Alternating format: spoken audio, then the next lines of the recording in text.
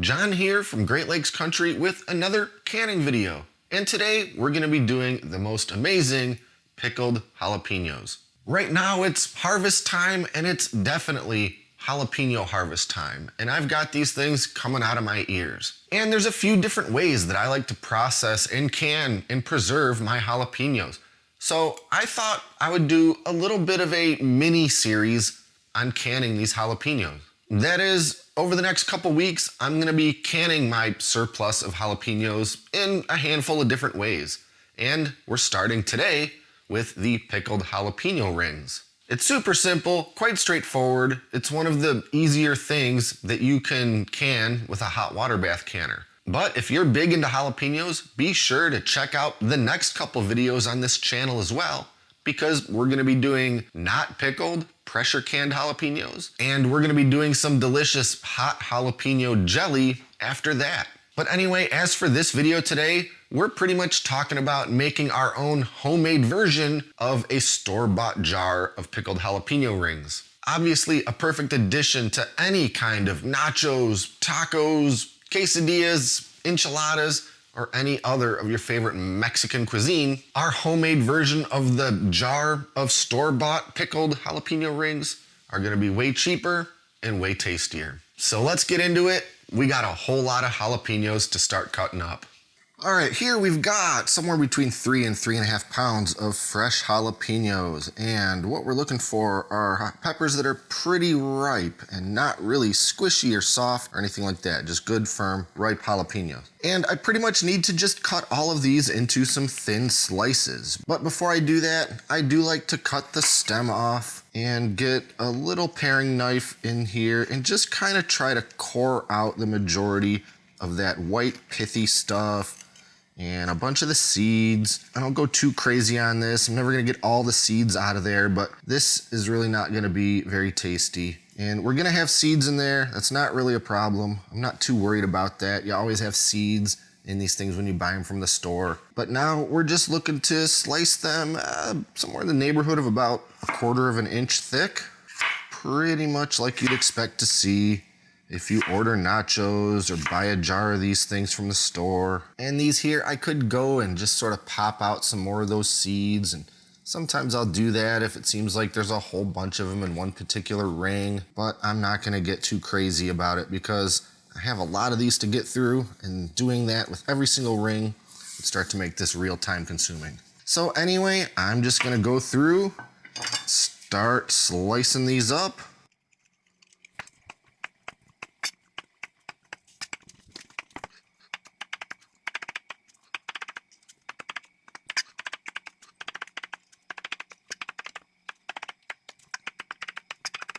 All right, here we've got all of our jalapeno rings. So I'm gonna set this aside and we can get our brine started. So into a stock pot, we're going in with 2 cups of water, 6 cups of white vinegar, and make sure to use the stuff that's labeled 5% acidity. Next, 2 tablespoons of white sugar, 2 tablespoons kosher salt, 1 tablespoon of onion powder. The onion powder is kind of an optional ingredient, but I think it contributes nicely to the flavor. Now we got to get this on the stove and bring it up to a boil. And because it's a beautiful day outside, I figured we'd do the cooking parts of this outside. So I've got my Camp Chef stove going, and I'm gonna put this pot full of brine on a burner, bring it up to pretty high heat, and just let it all come up to a boil, stir all those ingredients in, make sure everything's perfectly dissolved. And in the meantime, on the other burner, I've got my hot water bath canner filled with some water. I've got all of my pint jars in there, bringing them up to a simmer so I can make sure they're nice and sanitized when we actually start canning. Anyway, after this brine has come up to a boil, I'm gonna go ahead and reduce the heat to very low and just leave it just like that until we're ready to use that brine. Wanna make sure that brine is still good and hot when we start putting it into the jars. And when our brine's ready to go, I'll get the jars out of the canner, carefully pour that hot water out of them back into the canner, transfer them back inside onto the cutting board so we can start filling them. Now it's time to pack the jars, and here's the way I like to do it. First, into each jar goes 1 smashed garlic clove, followed by 1/4 teaspoon of ground turmeric. This turmeric isn't gonna necessarily add much in the way of flavor, but it is going to help enhance the color to make these things look pretty much like we expect them to look if we were to buy them from the store. Now we're getting out the canning funnel, and it's time to start loading these jars up with the jalapeno rings. And my aim here is to pack in as many of them as I can, getting them pressed down pretty tightly, making sure there's not any wasted space. But of course we do need to leave a head space of 1/2 of an inch. So I'll get these pretty much all the way to the top, saving that 1/2 inch of head space, and then move on to the next jar.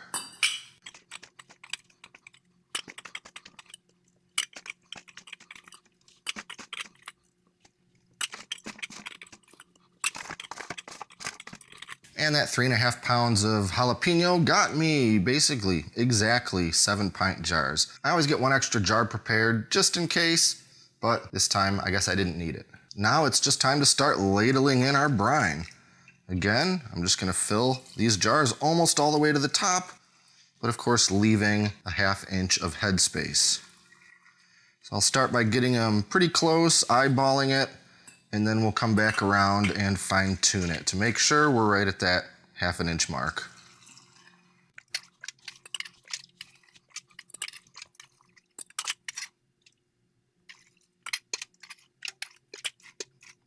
And there's a step I nearly forgot, and that's to add our calcium chloride. Into each one of these pint jars, I'm gonna add 1/4 teaspoon of this calcium chloride. And this stuff is commonly used in pickling to make vegetables stay pretty crisp. The hot brine and the processing, all of those things wanna make your pickles or jalapenos or whatever a bit soggy. But this calcium chloride stuff, also commonly sold under a brand called Pickle Crisp, the exact same thing, is gonna help keep that mushiness from happening quite so much. So we'll still have some good, crispy vegetables with a little bit of bite to them. Now I buy this stuff in bags like this because it's way cheaper than buying those little containers of Pickle Crisp. But this stuff is identical to what you would buy if you did get Pickle Crisp. If you wanna get your own bag of this stuff, check out the video description below. I'll put a link to the bag that I use. Anyway, it's ideal to put this stuff in before pouring over my brine because the brine will help kind of wash this down and get it dissolved. But I forgot to do that before pouring in most of the brine. So I'm gonna do it now. It's gonna be perfectly fine. It's still all gonna dissolve in there.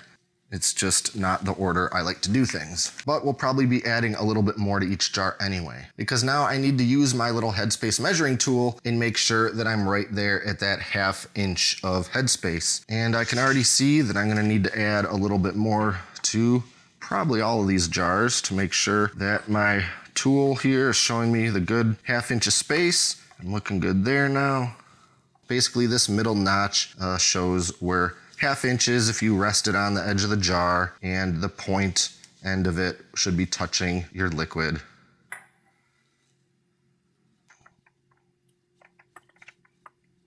All right, now using the other end of that headspace measuring tool, we're going to debubble these jars. And that basically involves carefully working this thing down into each jar, kind of scraping the inner walls a little bit. All we're trying to do is dislodge any larger air bubbles that might be trapped down in there. And some people use a chopstick for this step or a little plastic knife or something, but most of the time I can make this thing work pretty well.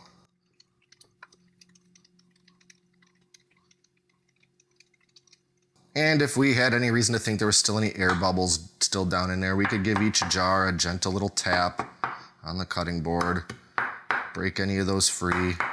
Now we have to wipe the rims of each jar. So using a damp paper towel, I'm just gonna make sure to thoroughly wipe each top edge of each jar. Make sure none of that sugary brine is sitting there from being spilled during the brine filling step. Just gotta make sure there's nothing obstructing the lid seal from that glass jar, because that could make the seal fail and the jar will not can properly. So with something like a vinegary brine, you don't have to go too crazy, just make sure to wipe each edge. If I was doing something like pasta sauce or salsa, I'd keep going until I saw absolutely no more red on my paper towel. Now I'll grab our lids, which have been simmering in this little pan of water, and set them onto each jar. Now, in the olden days, they said that you had to boil the lids before you used them. But these days, the manufacturer actually recommends against boiling them. It says you could damage the rubber seal, but simmering them is still okay. And basically, we're just trying to make sure everything's good and sanitized, especially since this is a relatively short processing time. And if you're new to canning and you want to see all these little canning tools that I've been using, like the lid lifter tool here, and my jar grabber tool, and the little debubbler tool, I'll put a link to the set that I use in the video description below if you want to take a look. All right, lids are on, and now we have to put on the rings. So I'll just screw on each one of the rings, tighten it a little bit. We want them snug, but we don't want them super cranked on there. All these rings really have to do is keep the lids in place while the processing and sealing happens. Okay, all these jars are now totally ready, and we can finally start the canning process. So we're back outside to the stove, and I've still got my hot water bath canner filled with pretty hot water from that jar sterilization step. And a little trick that I started doing a few years ago is to first take a temperature reading of the water in that pot, and then check the temperature of the outside of one of my jars and compare those two temperatures. They should be somewhere in the neighborhood of the same, because we've got that water that was just simmering not that long ago, and we've got these jars filled with hot brine that was boiling not too long ago. And by making sure the temperatures of the water and the jars are pretty similar, we pretty much eliminate any risk of glass breakage. You know, it used to happen once in a while, my jars would be a little too cool for the water, or the water would be a little too cool for the jars. I'd pop these jars back into the canner and one of them would crack. Didn't happen often, but it happened sometimes. But since I've been doing this step with the infrared thermometer, it's never happened. So if you're gonna be doing a lot of canning, I really recommend picking up one of these thermometers. And once again, I'll add a link in the video description if you wanna see this one that I'm using. So in this instance, I'm seeing that my jars are about 116 degrees, but the water in that canner is still at about 150 degrees. Now that's a little too far away for comfort, in my opinion. So the easiest way to remedy that is to just add some cold water into that canning pot. We need to make sure that that water level is a good inch above the top edge of the jars anyway, so it's not gonna hurt to add a little bit of cold water in there. Okay, that's looking a lot better to me. So in go the jars, carefully with that jar grabber tool. I'll lower each one in, make sure that the water level is in fact at least an inch over the top level of the jars themselves. And now I'm just turning the stove to high, and I'm gonna let this water in the canner come up to a full rolling boil. Only once it's at that full boil has the processing time begun. And the processing time for these pickled jalapenos is 10 minutes. So once I've reached that full rolling boil, I'll go ahead and set my timer for 10 minutes and just let it do its thing. Okay, processing time is done and the heat is off. So I'll just remove the lid to the canner and let these jars sit here for about another 5 minutes. Just let them start to cool down the littlest bit. Then I'll use my jar grabber tool and carefully lift each one out and transfer them back over to the counter where I've got them sitting on a folded towel. Now I just need to leave them alone for a little while. And over the next few minutes, I'll start hearing each lid pop, which signifies a sealed lid and a successful canning. When everything goes right, every one of those lids will seal, and once the jars are completely down to room temperature, they're ready to put up on the shelf or pop open and dig in. Though I do recommend letting them sit for at least about a week before popping open a jar, because the flavors will develop and be more tasty. And as always, if any of my lids don't seal, well, I can't consider that particular jar to be shelf stable. I could put a new lid on it and reprocess it, but generally on the rare occasion that happens, I'll just stick that jar in the fridge and make sure to use it first. Failed seals don't happen often, but they do happen sometimes, and they happen to everyone. And as long as we're on the topic, let me take this opportunity to deliver a little PSA on jar lids. I've always recommended that for heat canning of any sort, make sure to use genuine Ball brand lids. And I'm gonna show you exactly why. When I started this canning today, I thought I had a ton of regular mouth Ball brand mason jar lids on hand. But as it turns out, I only had 6. But I happen to have this other package of off-brand mason jar lids. And so, knowing the risks of doing so, I went ahead and used one of them for that 7th jar. And I don't know if you can already see which one of those lids I'm talking about, but I'll give you a clue. And you can tell it's off-brand because it doesn't even have a brand on it. Well, these other ones, they clearly say Ball right on the lid. But this one guy, I've never seen anything like this. While every other lid is being pulled inward, which is what happens when they seal properly, this one is actually bulging outward. And there's no way that the seal on that jar is gonna be good, and there's no way that I can consider that lid to be structurally sound. So that was my fault for trying to take a shortcut, and I knew that there was a chance that it was going to absolutely fail in the way that it did. So I guess let that be a warning and a lesson. So once these cool, I'm sticking that one jar right in the fridge because there's no way that I'm ever going to feel comfortable considering it shelf stable. So there you have it. Homemade, home canned, shelf stable, ready to put up in the pantry and use whenever you want over the next year. As always, check out the video description below for the exact recipe and ingredients and quantities for exactly what you need to make your own batch of these jalapenos. And be sure to like and subscribe to stay up to date with all our latest stuff, including future canning and pickling and food preservation videos, including those next couple of jalapeno canning videos I mentioned earlier. Thanks for watching, and until next time, I'm John, and this is Great Lakes Country.